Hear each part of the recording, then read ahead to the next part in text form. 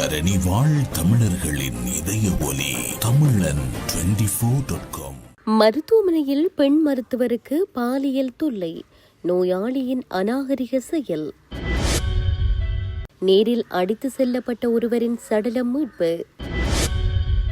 புத்தாண்டில் நாட்டை உலுக்கிய 2 கொலை சம்பவங்கள், கள்ளக்காதலால் இளம்பெண்ணுக்கு நேர்ந்த கதி. 2 நாட்களில் 36 பாரதூரமான வீதி விபத்துக்கள். வவுனியாவில் இளைஞன் மீது தாக்குதல் நடத்தி போலீசார் அட்டகாசம், மனித உரிமைகள் ஆணைக்குழு விசாரணை. கடந்த கால தவறுகள் தொடர்பில் மனம் திறந்து பேசிய நாமல். 50க்கும் மேற்பட்ட பயணிகளை ஏற்றாது சென்ற நெடுந்தாரகை, மாவிலை துறைமுகத்தில் குழப்பம். சுவிஸ் ஆஃப்ரிங்கன் நகரத்தில் குறைந்த விலையில் சிறந்த தரத்தில் உங்கள் வீட்டு தேவைகளுக்கான யாவும் ஒரே இடத்தில். Little Asia. இங்கே தாயகத்தில் இருந்து தரமான மரக்கறி, ஃப்ரெஷ்ஷான இறைச்சி, சுவையான மீன் வகைகள் மற்றும் ஆசியா, ஆப்பிரிக்கா, தாய்லாந்தில் இருந்து இறக்குமதி செய்யப்பட்ட பலசரக்கு பொருட்கள் அனைத்தும் ஒரே கூரையின் கீழ். உங்கள் ஷாப்பிங்கை இனிமையாக்க 200க்கும் மேற்பட்ட கார் பார்க்கிங் வசதி. மேலும் ஹைவேயில் இருந்து வரும் 700 மீட்டர் தூரத்தில் மிக பிரம்மாண்டமான லிட்டில் ஏசியா எக்ஸோட்டிக் ஃபுட். இன்னும் என்ன யோசிக்கிறீங்க? இப்பவே வாங்க, கையோட அள்ளிட்டு போங்க. Little Asia exotic food, park வெக் 2, 4665 ஆஃப்ட்ரிங்கன். தொடர்புகளுக்கு 0627 981111. தொடர்பென விரிவான செய்திகள். சித்திரை புத்தாண்டு தினமான நேற்றிரவு வவுனியா மாநகர சபை மைதானத்தில் இடம்பெற்ற இசை நிகழ்ச்சியின் போது போலீசார் இளைஞர் ஒருவரை மனிதாபிமானமற்ற முறையில் தாக்கிய சம்பவம் அப்பகுதியில் பெரும் கொந்தளிப்பை ஏற்படுத்தியுள்ளது. வவுனியா மாநகர சபை மைதானத்தில் நேற்றிரவு பெருமளவிலான மக்கள் பங்கேற்புடன் இசை நிகழ்ச்சியொன்று ஏற்பாடு செய்யப்பட்டிருந்தது. இதன்போது இசை நிகழ்ச்சியின் நுழைவாயில் பகுதியில் பாதுகாப்பு கடமையில் ஈடுபட்டிருந்த போலீசாருக்கும் அங்கு வந்த இளைஞர்களுக்கிடையே திடீரென வாய்த்தர்க்கம் ஏற்பட்டுள்ளது. தர்க்கம் முற்றிய நிலையில் அங்கிருந்த போலீசார் ஓர் இளைஞனை தமது கால்களாலும் பாதுகாப்பு அங்கிகளாலும் தாக்கியுள்ளார். தாக்குதலுக்குள்ளான இளைஞனை போலீசார் பலவந்தமாக போலீஸ் வாகனத்தில் ஏற்றி சென்றனர். எனினும் சிறிது நேரத்தின் பின்னர் அவர் விடுவிக்கப்பட்டதாக தெரிவிக்கப்படுகிறது. பொதுமக்களின் பாதுகாப்பை உறுதிப்படுத்த வேண்டிய போலீசார் மக்கள் முன்னிலையிலேயே ஒரு இளைஞன் மீது இவ்வாறான வன்முறையை பிரயோகித்தது அங்கிருந்தோரை அதிர்ச்சிக்குள்ளாக்கியுள்ளது. இச்சம்பவம் தொடர்பில் வவுனியா மனித உரிமைகள் ஆணைக்குழு தற்போது விசாரணைகளை ஆரம்பித்துள்ளது. ஒரு நபர் தவறு செய்திருப்பின் அவரை சட்டத்தின் முன் நிறுத்தி தண்டிக்கும் அதிகாரமே போலீசாருக்கு உண்டு. வேதியில் வைத்து தண்டனை வழங்கும் அதிகாரம் போலீசாருக்கு வழங்கப்படவில்லை. வவுனியாவில் இடம்பெற்ற இந்த சம்பவம் போலீஸ் துறையினரின் அடாவடித்தனத்தை காட்டுவதுடன் சட்ட ஒழுங்கை நிலைநாட்ட வேண்டியவர்களே சட்டத்தை கையில் எடுப்பது ஜனநாயகத்திற்கும் பெரும் அச்சுறுத்தலாகும். மனித உரிமைகள் ஆணைக்குழுவின் விசாரணை மூலம் பாதிக்கப்பட்ட இளைஞருக்கு நீதி கிடைக்குமா என்பதே சமூக ஆர்வலர்களின் எதிர்பார்ப்பாக உள்ளமை குறிப்பிடத்தக்கது. பெண் வைத்தியர் ஒருவரை அநாகரிகமாக தொட்டு அவருக்கு பாலியல் தொல்லை கொடுத்ததாக கூறப்படும் நோயாளி ஒருவரை தெற்கு களுத்துறை போலீசார் கைது செய்துள்ளனர். சந்தேக நபர் முதலில் மத்துகம பிரம்புர வைத்தியசாலையில் அனுமதிக்கப்பட்டு பின்னர் மேலதிக சிகிச்சைகளுக்காக களுத்துறை நாகுடை வைத்தியசாலைக்கு மாற்றப்பட்டுள்ளார். நாகுடை வைத்தியசாலையில் சிகிச்சை பெற்று வந்த நிலையில் அங்கிருந்த பெண் வைத்தியர் சந்தேக நபரின் இரத்த அழுத்தத்தை பரிசோதிக்க முயன்றுள்ளார். இதன்போது சந்தேக நபர் திடீரென வைத்தியரிடம் அநாகரிகமாக நடந்து கொண்டுள்ளார். இதனைத் தொடர்ந்து தான் இதுகுறித்து போலீசில் முறைப்பாடு செய்ய போவதாக எச்சரித்த வைத்தியர் மீண்டும் அவரது இரத்த அழுத்தத்தை பரிசோதிக்க முயன்றுள்ளார். அப்போது அந்த நபர் 2வது முறையாக வைத்தியரின் மார்பு பகுதியை தொட்டு பாலியல் தொல்லை கொடுத்துள்ளதாக போலீசில் முறைப்பாடு தெரிவிக்கப்பட்டுள்ளது. பாதிக்கப்பட்ட வைத்தியர் வழங்கிய முறைப்பாட்டிற்கமைய போலீசார் சந்தேக நபரை கைது செய்துள்ளனர். தற்போது அவர் போலீஸ் பாதுகாப்பிற்கு மத்தியில் அதே வைத்தியசாலையில் சிகிச்சை பெற்று வருகின்றார்.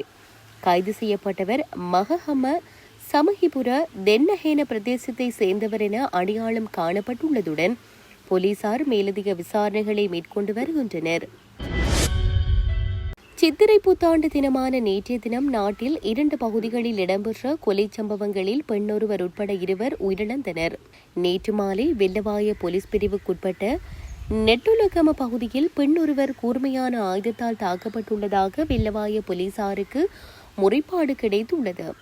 அதன்படி சம்பவ இடத்திற்கு சென்ற போலீசார் காயமடைந்த பெண்ணை மீட்டு வைத்தியசாலையில் அனுமதித்தனர். எனினும் அவர் ஏற்கனவே உயிரிழந்துவிட்டதாக வைத்தியர்கள் தெரிவித்துள்ளனர். சம்பவத்தில் உயிரிழந்தவர் 32 வயதுடைய வெள்ளவாய பகுதியைச் சேர்ந்த பெண்ணொருவர் ஆவார். உயிரிழந்த பெண்ணுக்கும் அவரது கள்ளக்காதலனுக்கும் இடையில் ஏற்பட்ட தனிப்பட்ட தகராறு காரணமாக இந்த கொலை இடம்பெற்றுள்ளதாக முதற்கட்ட விசாரணைகளில் இருந்து தெரிய வந்துள்ளது. சந்தேக நபர் தற்போது தலைமறைவாகியுள்ள நிலையில் வெள்ளவாய போலீசார் மேலதிக விசாரணைகளை முன்னெடுத்து வருகின்றனர். இதேவேளை பயாகல பகுதியில் நபரொருவர் தலையில் தடியொன்றினால் தாக்கி கொலை செய்யப்பட்டுள்ளார். உயிரிழந்தவர் அதே பகுதியைச் சேர்ந்த 46 வயதுடைய நபர் என தெரிய வந்துள்ளது.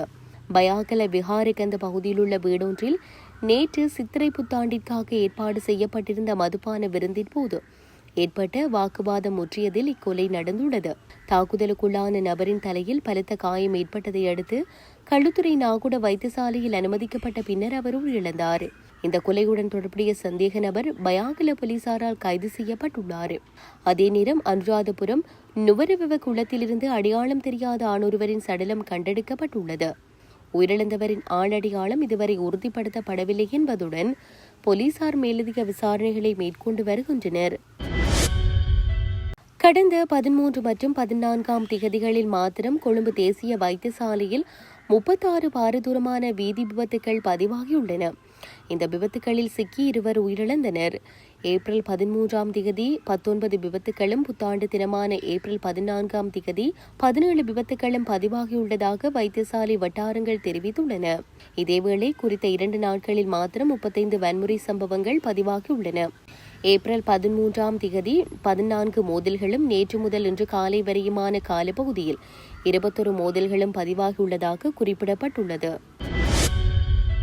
கடந்த காலங்களில் தவறுகள் நடந்திருக்கலாம், அவற்றை ஏற்றுக்கொள்ள வேண்டும். அத்தோடு அந்த தவறுகள் என்ன என்பதை நாம் அறிந்து தெரிந்து கொள்ள வேண்டும் என மொட்டு கட்சியின் தேசிய அமைப்பாளர் நாமல் ராஜபக்ஷ தெரிவித்துள்ளார். தங்காலை கால்ட நிலத்தில் நடைபெற்ற தமிழ் சிங்கள புத்தாண்டு நிகழ்வில் கலந்து கொண்டிருந்த போது ஊடகவியலாளர் ஒருவர் கேட்ட வினாவிற்கு பதிலளிக்கும் போதே இதனை அவர் குறிப்பிட்டார்.